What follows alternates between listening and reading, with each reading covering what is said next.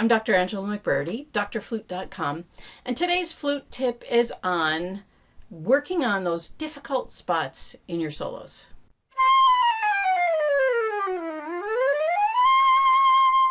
We all have those tricky spots in our solos that just catch us up, and sometimes they're really difficult to get over.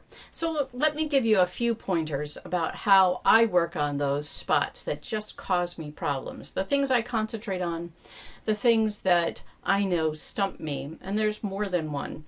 So I'm going to pick one spot from the 4A fantasy and show you how I work on it, or how I have my students work on that spot. Let's look at measure 192.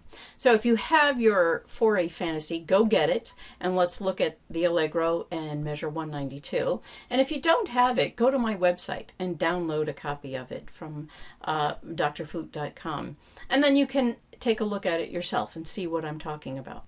Let's look at measure 192, and I'll play just a little bit of it.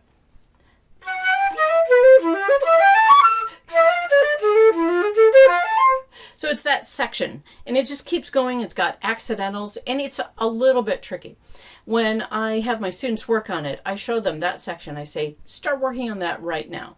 Now, it's not the only difficult spot. I think the very opening of the Allegro, where you're doing the G's, the first two are fine, but it's the second two G's that you have to tie into the run going down. That is always a place that stumps everybody.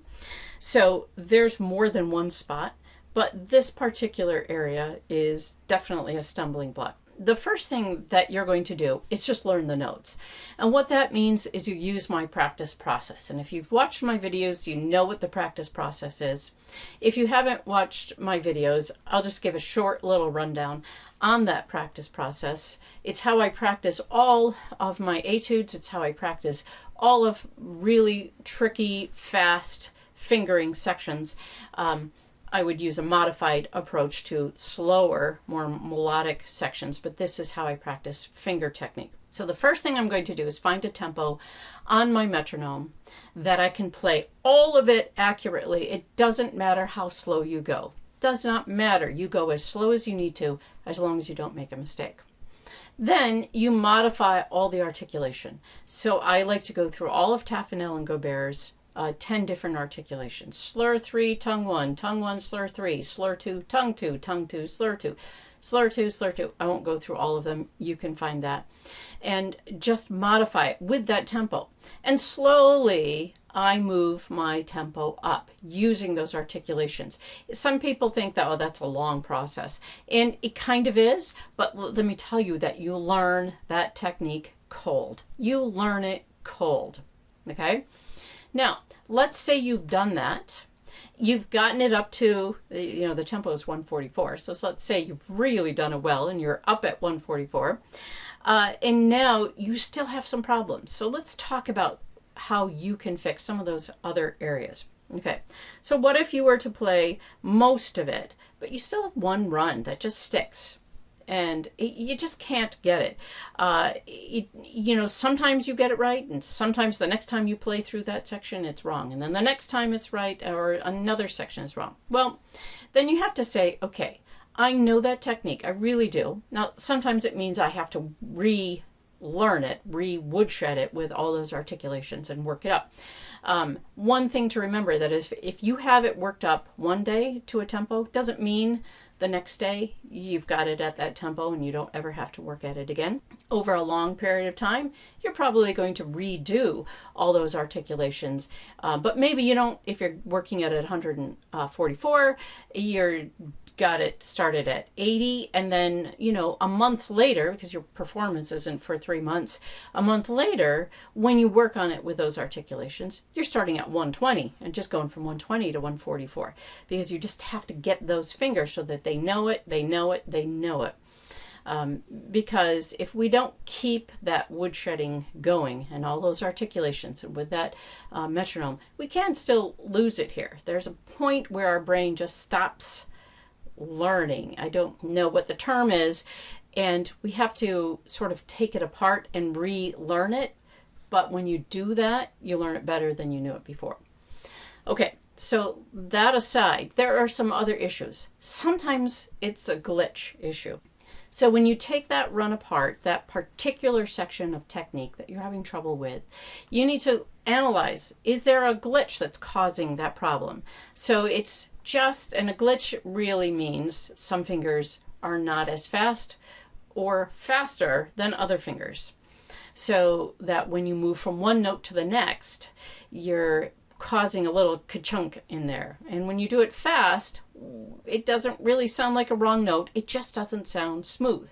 And it can flub you up because going from a, let's say you're going from a G and then you have to go to a B and you have to get that thumb on. So you're going from a high G to a B, G to a B.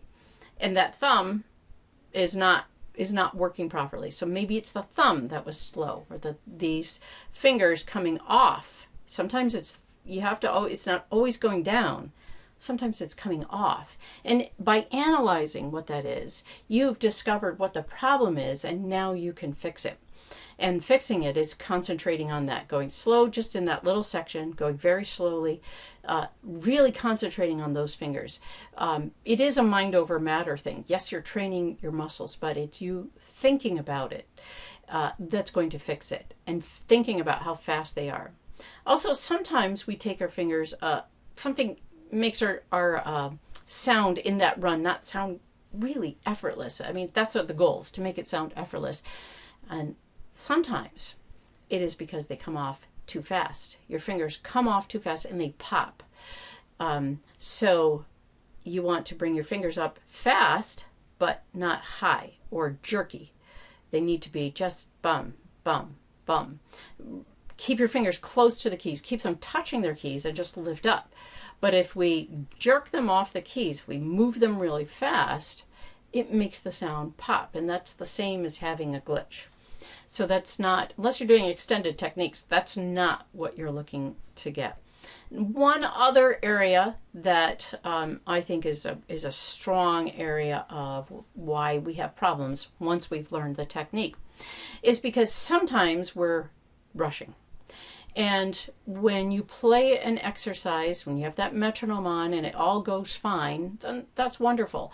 But then when you put that metronome off and you play it by yourself, you're rushing. Okay, you're rushing through it. But you might not be rushing all the notes, you're just rushing some of the notes. So when I analyze through that, because this particular run of all of it is still causing me problems, and I know that I know it, then I have to go, okay, what note is it? Is it one note?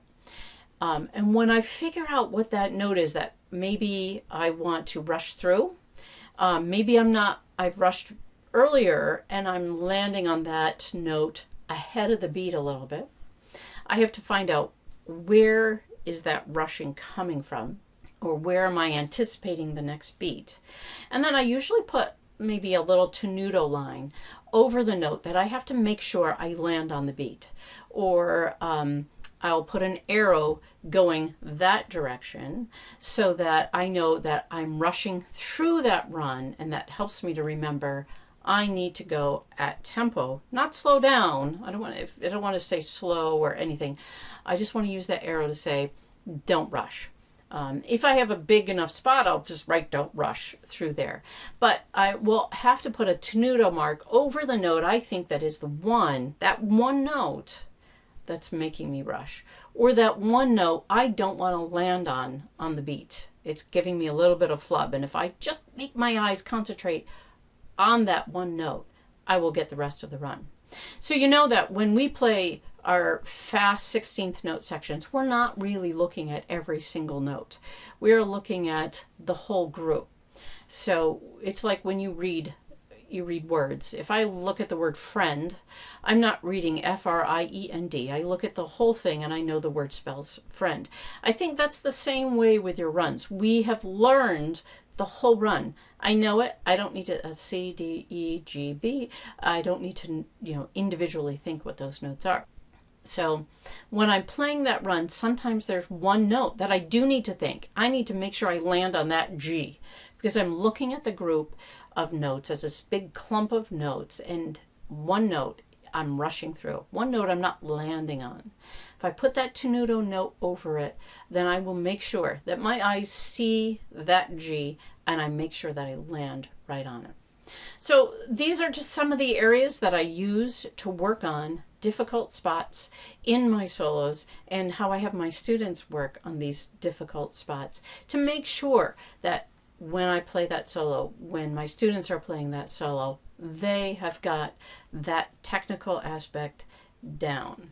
So when you're working on your technique, find those difficult spots, use these techniques that I've just talked about, and how to make sure that your runs are steady and smooth and effortless, and you'll be very happy that you did. That's today's flute tip.